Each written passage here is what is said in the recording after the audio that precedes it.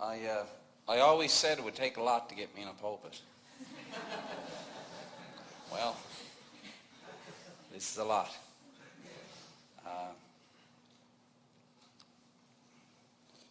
First of all, thank you.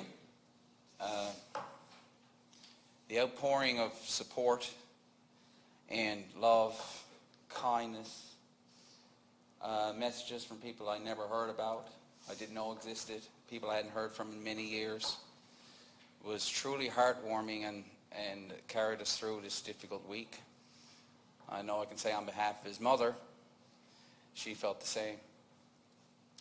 We won't sugarcoat it. It was a tragedy what happened. And this week was our boy, and today, right now, somewhere is somebody else's. But we can learn from it. And we will. So on everything you all, those you participating online and here today, everything you have all brought to the table has value and adds value to going forward.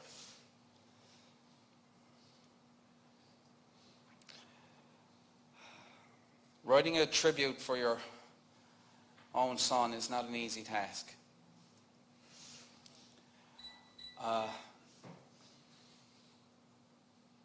But when we talked about the plan of the service, we, no matter what, I said that's the part I'm going to do. And with mine and Zach's relationship, I was the one to do it. And I knew I was the only one to do it. And so writing I began. And I tell you, if anyone can read what I have in front of me, good luck. It's a lot of scratch notes and a lot of misspelled words. And so I'm not going to read verbatim. I will speak from my heart. And I'll tell you a little about Zach. You saw on the back of your program. I got that much down. I think that summarized a lot of really the theme of Zach's life.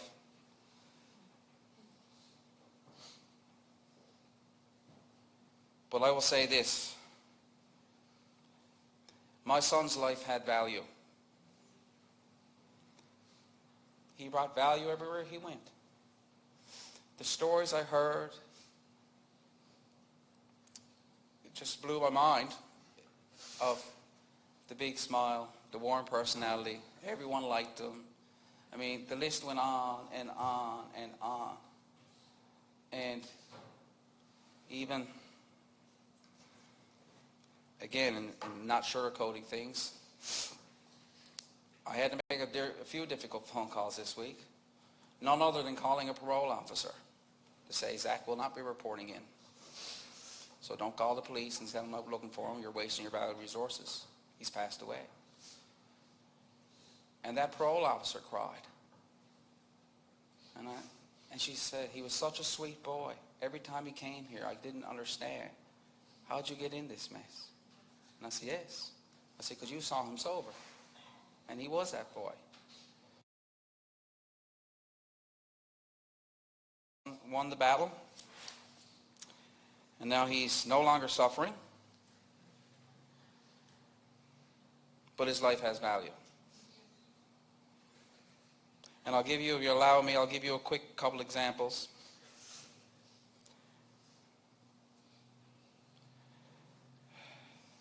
Zach was a teacher. He taught us what kindness meant. He taught us what living in a moment was like. And I would say, to especially the young men who have been kind enough to show up today, and you were friends, Zach taught us the value of choices, good or bad. As you guys sit here today, now you make yours. Because you're all one bad choice away from sitting in a service just like this, and your friends wishing you were here. But today you can choose, and no one can do it for you. But choose wisely. Your life has value. And Zach would like you to stay around. Zach knew about living in the moment. When times as he struggled through things and he was what I call couch surfing, didn't know where he was sleeping from one night to the next, I'd bump into him. And it'd be lunchtime, we'll say, and I said, Zach, like, where are you even going tonight? He was like, it's only lunchtime. You know, you got $20. You know, like, he's just, tomorrow was not a concern. Now, yes, that's not always a good idea, but he certainly knew the joy of the moment. And maybe we all can learn a little bit from that. He understood the value of a smile and what it could do. He'd walk into the worst situations with a grin on his face. And he smiled at everyone, and everyone said he had that big smile. And he knew nothing but how to love people. The amount of stories I heard from friends about how he always made them laugh, and he was the funny guy in the group, and it's very heartwarming for us to hear because we don't get to always hear that and see that, you know. And so I thank you for that.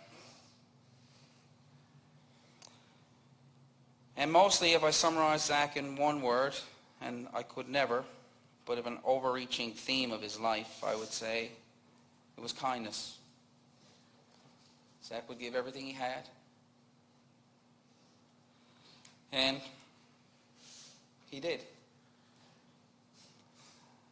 If he had a pack of smokes, he'd go down by the gathering place and hand them out and come back to me looking for a pack of smokes.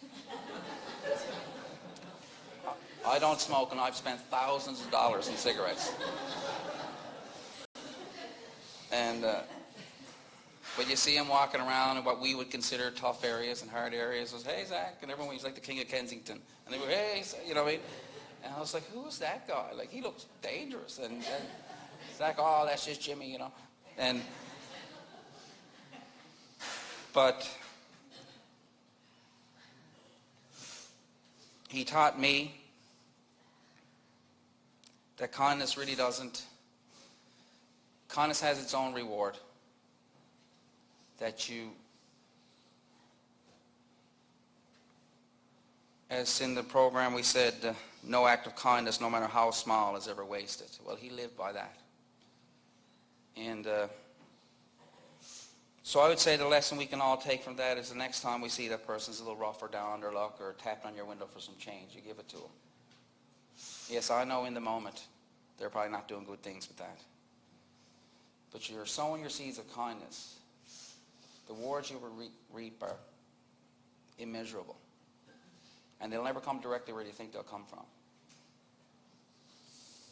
So, the next time you hand out a bit of spare change or give someone a compliment, a hand up, consider it a loan to God. And it will pay dividends.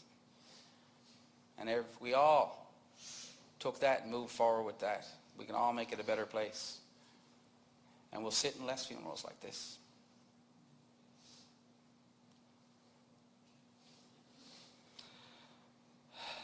I love my son from the day he opened his eyes till the day mental illness and addiction closed them. They say grief is love with no place to go. Well, I think we can start today, and we can find some place for that to go. We can start it here, those listening online. Take care of each other. A kind word doesn't cost a thing. Slow down in traffic, let someone go, give out some spare change. Do what Zach would have done. And we'll all be better off for it.